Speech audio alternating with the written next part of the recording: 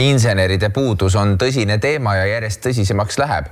Õnneks on noori inimesi, kes just selle valdkonna on valinud ja seda teed käivad. Üks neist on meil nüüd külas. Stefan Saar, tere hommikust. Tere hommikust. No, miks sina tegid selle valiku noore mehena, et ikkagi inseneeria õpingud? Ma arvan, mind juba väiksest saati väga huvitas selline nokitsemine, leiutamine, asjade lahti lammutamine. Mind alati huvitas, kuidas mingi asi töötab ja ma arvan, see lõpuks viis mu selleni, et ma ei olnud päris kindel, mis ma teha tahan, aga siis ma sain aru, et selline eriala nagu disaininseneeria peaks pakkuma mulle seda võimalust proovida erinevaid külgi sellest ja lõpuks ka siis jätta mulle hästi lai valik töövõimalusi hiljem. No, kõlab mõistlikult. Kuidas sa Londonisse jõudsid?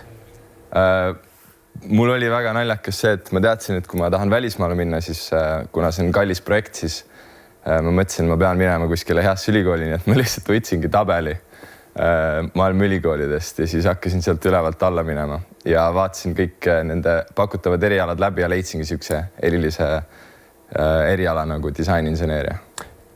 Kuidas see õppeprotsess välja näeb disaininseneeria erialal? Sa ütlesid enne, kui me siia maha istusime, et hästi praktiline, et räägi, mida sa siis teha oled saanud? Ja, disaininseneeria iseenesest ongi võib-olla selline uuekoolilikum eriala üldse, et ta baseerub siis sellel arvamusel, et disain ja inseneeria ei peaks olema eraldi, vaid nad peaks olema integreeritud justkui oskused. Ehk siis disainer võiks disainida inseneeria ja füüsika piirides ja insener võiks siis ka enda lahendustes arvestada natuke disaini peale. Et seal ongi siis meil hästi vähe selliseid eksameid tegelikult ja enamus ongi praktilised projektid.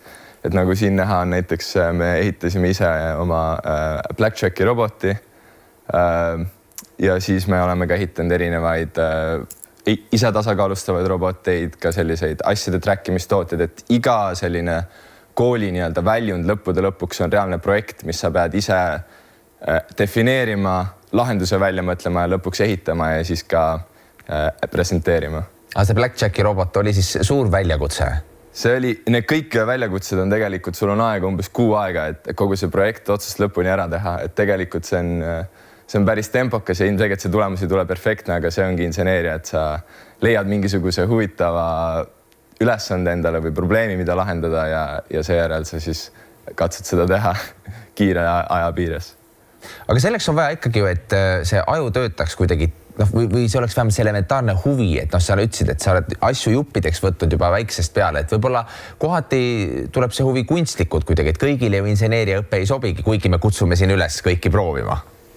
Ei, ma arvan, et tegelikult kuna inseneeria baseerub füüsikal ja terve meie maailm baseerub füüsikal ja keemial ja sellistel baasteadmistel, siis tegelikult sa saad inseneeriat rakendada ükskõik mis valdkonnas, et alustades siis füüsilisest maailmast, et kui sulle meeldibki sa disainid diivaneid, laudu, autosid, kui sulle meeldivad tehnilised seadmed, nutitelefonid, arvutid, ükskõik mis elektroonika või siis muusikas on ka tegelikult hästi palju inseneeriat need helisagedused ja kõik muu selline ja ka visuaalselt, et tegelikult ma arvan, kui sul on huvi ükskõik mille vastu, siis sa alati saad leida selle inseneeria vaatepunkti sellest. Kui sul huvi maailma vastu on, me nägime seda tasakaalu hoidvat robotit, mis asi see on? See on siis selline toode, mis sa paned enda koti põhja ja siis ta on põhimõtteliselt nagu AirTag, aga AirTag on suhteliselt suur tükk ja me otsustasime, et sa saad kasutada selliseid asju nagu RFID kleepse, mida sa saad ükskõik kuhu külge panna, ehk siis kas või raamatu või ükskõik mille külge. Ja siis sa saad oma koti kokku pakkida ja see aitab sul nii-öelda meeles pidada, et ükskõik mis tegevust sa ka ei teeks, sa saad kindlalt kõiki oma asju alati kaasas kanda ja olla siis teadlik sellest, et kas nad on sul kaasas või ei. Aga see kõlab ju nagu asi, mida päriselt võiks vaja minna. Ja ei, sellepärast ongi hästi palju tegelikult inimesi, kes lõpetavad selle kursuse, lähevadki eraldi, kas teevad enda firma või lähevad kuskidesse teistesse firmadesse siis ise asju disainima või neid inseneeria protsesse juhtima. Ja siin on nagu valikuid mitmeid. Üks väga põnev asi, millega sa oled tegelenud, Marsi ratas või kulgur, millisel kujul siis, milline see teie töö päriselt oli? Meie saime siis koostööd teha NASA JPL Labiga, mis siis töötabki Marsi selle roveri peal.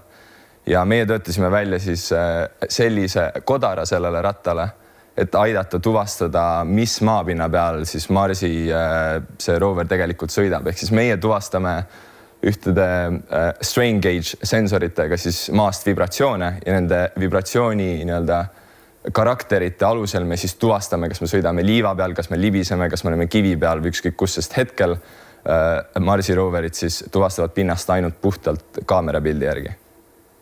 Mõtle, millele sa oled kaasa aidanud, eks ole, et selliste piiride nihutamisel ja koostöö NASAga seda kõike on see inseneeriaõpe sulle võimaldanud. Absoluutselt.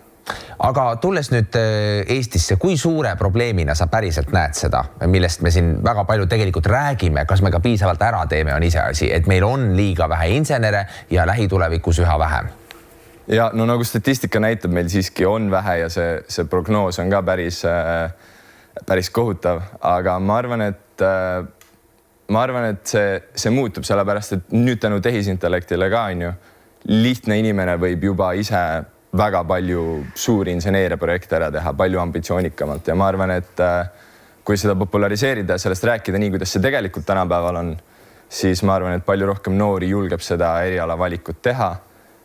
Sest mul on jäänud mulje, et siiamaani arvatakse, et see on selline mehaaniku või siis tehased on sellised mustad kohad, kus inimesed liinitööl töötavad ja see ongi võib-olla, mida insener teeb, aga tegelikult see on täiesti teine. Kas sa julged siis öelda ikkagi, et iga noor võiks proovida, et sa ütlesid, et see tehisaru on siin teinud seda veel kättesaadavamaks, et see on üks koht, kus sa tehisaru kohta ei ütleks, et oi, et väga halb ja potentsiaalselt ohtlik, pigem vastupidi, et avab uusi uksi kõigile. Kindlasti annab palju rohkem oskusi ükskõik mis inimesele proovida ja noh, minu jaoks ongi elus kõige tähtsam asi proovimine selles suhtes, et kui sa ei proovi, siis sa ei saa lõpuks teada ka, kuidas mingid asjad töötavad või milline mingisugune kogemus on. Et kui sa reaalselt tahad leida oma kire, millega tegeleda, siis sa ikkagi peaks seda võimalikult palju proovima ja ma soovitan kindlasti kõikidele vaatajatele proovida inseneeriat ükskõik mis valdkonnas neid võib huvitada. Avatud tehaste päev annab selleks hea võimaluse. Mis asi see on? Absoluutselt. Avatud tehaste päev on siis võimalus Eestis avab 70 tehast oma uksed, et saadki minna lihtsalt uksest sisse, vaadata päriselt, kuidas tehased välja näevad, kuidas insenerid seal töötavad, mida see tegelikult endast kujutab. Ja see on selline hästi tore projekt Inseneeriaakadeemia poolt, mis siis kestab 28-29 mai. Ma soovitan kindlasti kõigil tulla ja registreerida, sest see on justkui selline tasuta mega suur varjupäev kõigile. Ja ma ütlen ausalt, enda kogemusest siis ka välismaal töötades, siis Eesti tehased on tegelikult väga tasemel. Et on mida vaadata. Sa oled tehnoloogia Hiiu Apple'i ukse vahelt sisse hüpanud, vähemalt mõnda aega seal veetnud. Mida sa nägid, kogesid? On see siis täiesti teistmoodi maailm? See on küll täiesti teistmoodi maailm. Ta on põhjusega maailma üks suurimaid firmasid ja ka kuulsamate, ilusamate toodetega. Ma olin siis seal firmas kvaliteediinsener ja mida kvaliteediinsener teeb, et ta ongi tehases, ta kontrollib neid tehase protsesse, et need tooted, mis sealt välja tulevad, oleks ilusad ja sellised defineeritud nende kõrgete standardite järgi. Ja kuna Apple ise on väga kasutajakeskne, siis neil on see hästi oluline külg, et tegelikult ma haldasin ka teste, mis otseselt testisid, mitte lihtsalt ainult nii-öelda näiteks ma töötasin MacBookide peal, mitte ainult nende funktsionaalsust, vaid ka reaalselt kuidas on inimese kogemus neid kasutada. Ja see oli lihtsalt vapustav protsess näha, kuidas neid samu tooteid, mida ma väga fännan ja kasutan igapäevaselt ja mida toodetakse tohututes miljonites kogustes, kuidas see kogu protsess välja näeb, kui kiiresti seal töötatakse ja kui professionaalselt ja kõrgel tasemel seda tehakse. Et see oli äärmiselt rikastav kogemus. No kui on sellist kirge ja sellist pealehakkamist, siis on tulevik helge. Sa rääkisid selle asja väga huvitavaks. Ma arvan, et absoluutselt kõigile. Aitäh, Stefan, ja tuult tiibadesse. Suur aitäh!